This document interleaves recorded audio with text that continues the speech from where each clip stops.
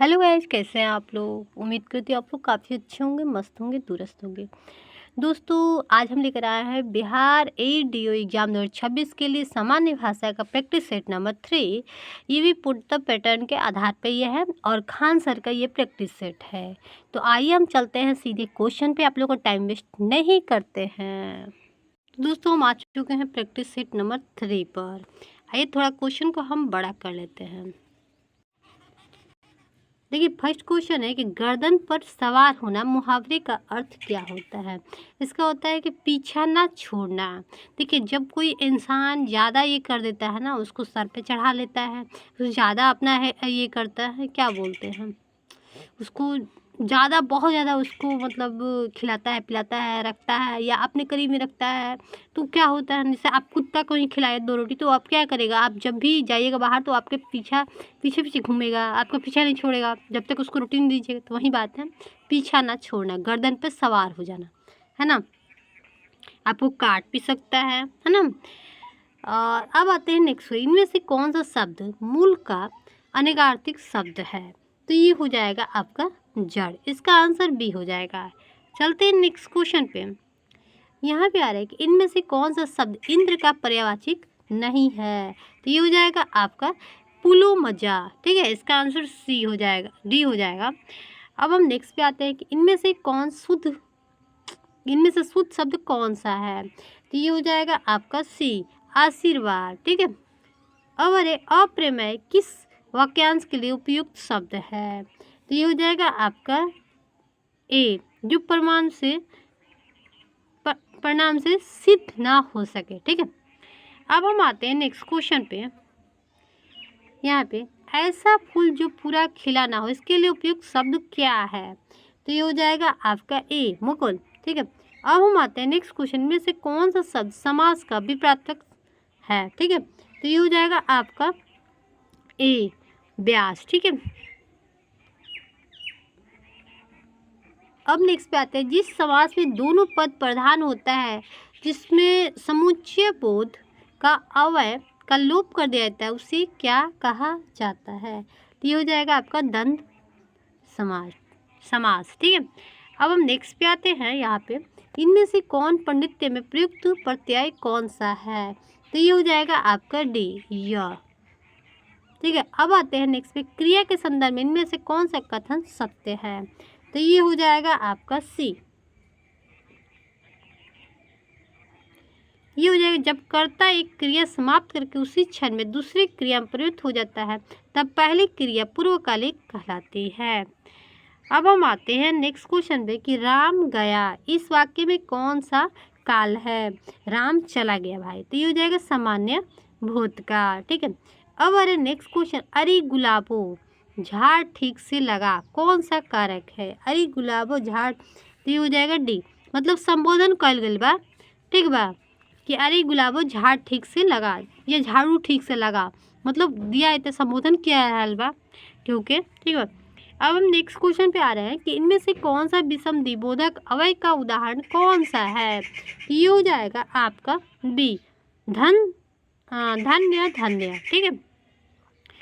Next question पे हम आते हैं, राम बहुत बहादुर है, इस वाक्य में कौन सा शब्द विशेष्य है। तो कौन सा शब्द है भाई, तो राम। ओके, चलते हैं नेक्स्ट क्वेश्चन पे। अब अरे सफ़ेद कमीज का कौन सा विशेषण है। तो ये हो जाएगा आपका गुणवाचक। नेक्स्ट क्वेश्चन पे हम आते हैं कि इनमें से निजवाचक सर्वनाम का प्रयोग किस वाक्य में हुआ है। तो ये हो जाएगा आपका बी, यह समस्या मैं आप ही हल कर लूँगा। ठीक है, ये बोल रहा है। ठीक है। अब आ रहा है नेक्स्ट, इनमें से किस वाक्य में क्रियात्मक संज्ञा का प्रयोग किया गया है। तो ये हो जाएगा ए, टहलना स्वास्थ्य के लिए अच्छा है। ठीक है। अब व्युत्पत्ति के विचार से शब्दों को कितने भेद होते हैं। तो ये हो जाएगा आपका डी, 3 होते हैं। ठीक है। अब अरे प वर्ग का उच्चारण स्थल क्या है। तो ये हो जाएगा आपका डी, ओस्टम। ठीक है। अब नेक्स्ट क्वेश्चन पे हम आते हैं। देखिए, उसमें खोज के लिखना था, कुछ शब्द दिया रहता है तो उसी में से लिखना है। किस प्रवृत्ति ने भ्रष्टाचार को और अधिक बढ़ावा दिया है।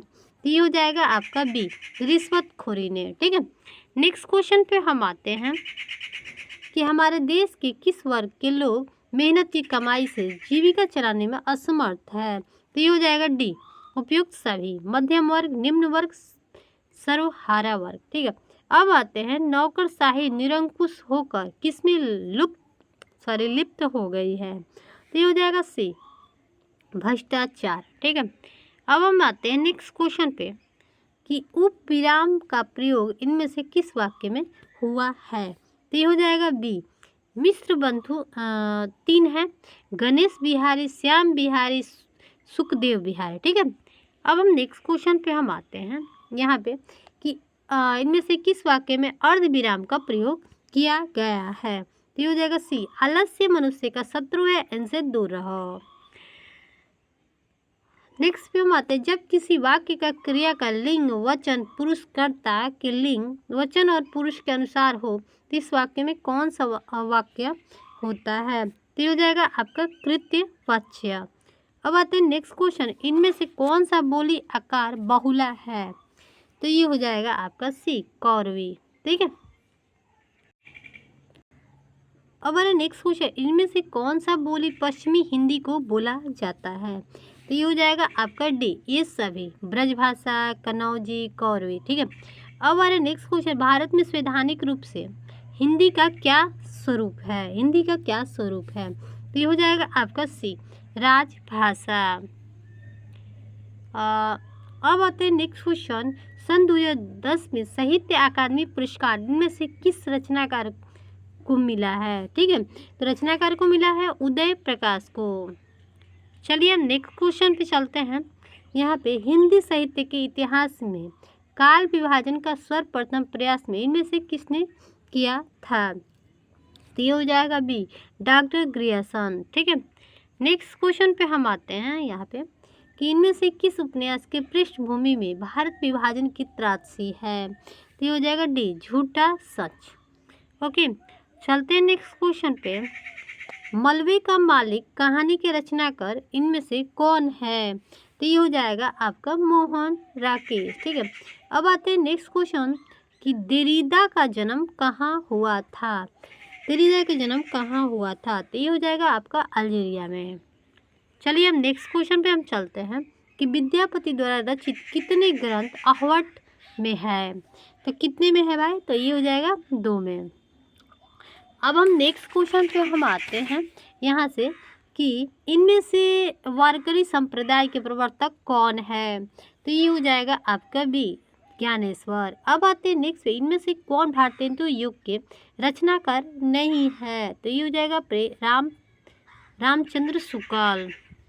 अब हम नेक्स्ट पे हम आते हैं यहाँ पे कि यह देख गगन मुझे लय है, यह देख पवन मुझ में लय है, मुझे विलीन झंकार सकल मुझे लय है, संसार सकल अमृत फूलता है, मुझ में संसार झूलता है, मुझ में उपयुक्त पंक्तियों में से कौन सा रस है। तो ये हो जाएगा आपका बी, अद्भुत रस। ठीक है, इसका आंसर बी हो जाएगा।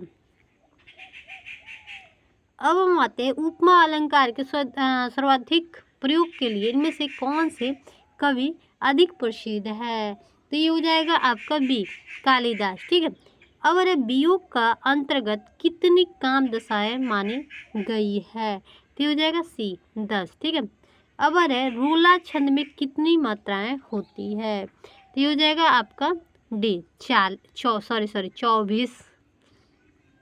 चलिए हम नेक्स्ट क्वेश्चन पे चलते हैं। अब अरे थोड़ा सा पढ़े, दिए गए विकल्पों में से सही सर्वनाम शब्द चुनकर रिक्त स्थानों की पूर्ति कीजिए तुम चाहे। तो यहाँ पे क्या हो जाएगा, खाली जगह पे। तो ये हो जाएगा तुम जो चाहो करो। ठीक है, अब आते हैं नेक्स्ट क्वेश्चन, प्रयुक्त शब्द में कौन सी संधि है। तो ये हो जाएगा आपका बी, यंट संधि। ठीक है, नेक्स्ट क्वेश्चन पे हम आते हैं, मनोरंजन शब्द का संधि विच्छेद क्या होगा। तो ये हो जाएगा आपका मनु प्लस रंजन। ठीक है, अब हम नेक्स्ट क्वेश्चन पे हम आते हैं कि को के लिए किस कारक का चिन्ह है। तो ये हो जाएगा आपका संप्रदान। ठीक है, नेक्स्ट क्वेश्चन पे हम आते हैं अब अरे जब दो शब्द समास युक्त होकर किसी तीसरे शब्द का विशेषण बन जाए उसे कहते हैं, तो क्या कहते हैं? ये हो जाएगा बहुब्रीहि समास। अब अरे असमंजस में मन उलझना के लिए एक शब्द क्या है, क्या होगा? तो ये हो जाएगा मतलब कि सी हो जाएगा कर्तव्य विमूढ़। ठीक है। अब अरे नेक्स्ट क्वेश्चन, वाणु को रखने का साधन, वाक्यांश के लिए एक शब्द क्या है? वाणु को रखने के साधन तो क्या हो जाएगा? तो ये हो जाएगा तुशीर। ठीक है। अब नेक्स्ट क्वेश्चन पे आएगा शुद्ध वाक्य छांटिए। शुद्ध वाक्य छांटिए तो हो जाएगा नेताजी को आज वहाँ जाना है। ठीक है। अब हम नेक्स्ट क्वेश्चन पे हम आते हैं। यहाँ पे दिए गए वाक्य में रेखांकित खंड को प्रतिस्थापित करने के लिए सबसे उपयुक्त विकल्प का चयन करें। गणतंत्र दिवस की परेड में सैनिक कदम ताले कर रहे हैं। कदम ताले कर रहे हैं भाई, क्या हो जाएगा इसका आंसर? कदम ताल कर रहे हैं। कदम ताल कर रहे हैं। ठीक है। इसका आंसर बी हो जाएगा। चलिए हम नेक्स्ट क्वेश्चन पे हम आते हैं। अब अरे सुरभि धेनु गवत्स्य किसकी पर्यायवाची है? तो ये पूछ रहा है, तो भाई ये हो जाएगा सी, गाय का। ओके। अब अरे नेक्स्ट क्वेश्चन, किस समूह में बादल का पर्याय है?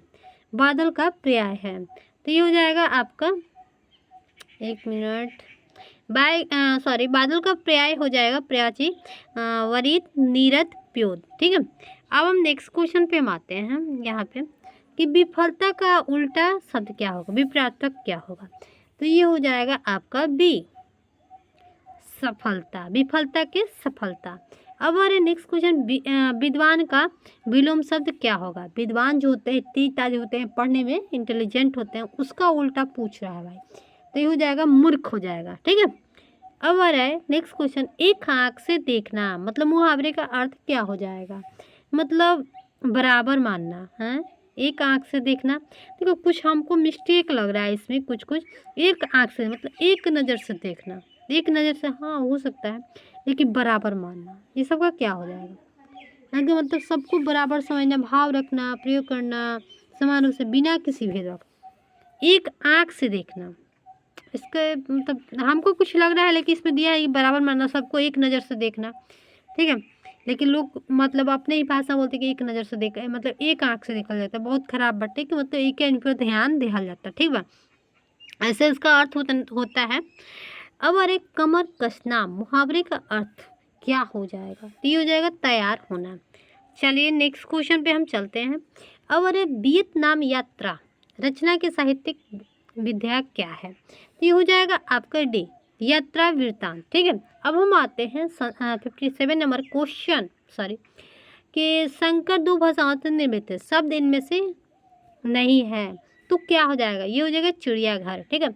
अब हम आते हैं नेक्स्ट क्वेश्चन में, निम्न में से कौन सा शब्द विदेशी मूल का नहीं है? तो ये हो जाएगा आपका डी, विज्ञापन। चलिए हम नेक्स्ट क्वेश्चन पे चलते हैं। इनमें से विशेषण से बनी भाववाचक संज्ञा नहीं है, तो ये हो जाएगा डी, ममता। ओके। अब हम आते हैं, इनमें से क्रिया से बनी भाववाचक संज्ञा नहीं है, तो ये हो जाएगा आपका डी, खटाई। ठीक है। अब नेक्स्ट पे हम आते हैं, गुणवाचक विशेषण से संबंधित वाक्य कौन सा है? तो ये हो जाएगा सी, हमें कपटी व्यक्ति से दूर रहना चाहिए। ठीक है। चलिए नेक्स्ट क्वेश्चन पे हम आते हैं, क्रिया विशेषण का रहित वाक्य क्या हो जाएगा? तो भाई ये हो जाएगा बी, वह अपनी कक्षा का सबसे होशियार विद्यार्थी है। चलिए अब नेक्स्ट क्वेश्चन पे हम देखते हैं, रमेश जयपुर से दिल्ली जा रहा है, इस वाक्य में कारक क्या है? तो हो जाएगा आपादान। ठीक है। अब है चौसरे, इस वाक्य में हेतु मद भूतकाल का हेतु मद भूतकाल का प्रयोग हुआ है, तो ये हो जाएगा आपका डी, सावधानी बरतते तो दुर्घटना नहीं होती। ठीक है। अब हम नेक्स्ट पे हम आते हैं, यहाँ पे उपसर्ग का उदाहरण नहीं है, तो क्या हो जाएगा भाई? और नहीं है तो ये हो जाएगा डी, अभिशाप। ओके। अब हम आते हैं नेक्स्ट क्वेश्चन, निम्नलिखित युग्मों में से गलत युग्म को पहचानिए। तो ये हो जाएगा नरही, न न निरही, निरही, ठीक है, निर प्लस ए। चलिए हम नेक्स्ट क्वेश्चन पे हम आते हैं कि इनमें से किस शब्द का इन का प्रत्यय नहीं है, तो ये हो जाएगा सी, गमगीन, ठीक है। अब हम आते हैं 68 नंबर क्वेश्चन, किस शब्द में ल प्रत्यय नहीं है, तो ये हो जाएगा आपका बी, अटल, ठीक है।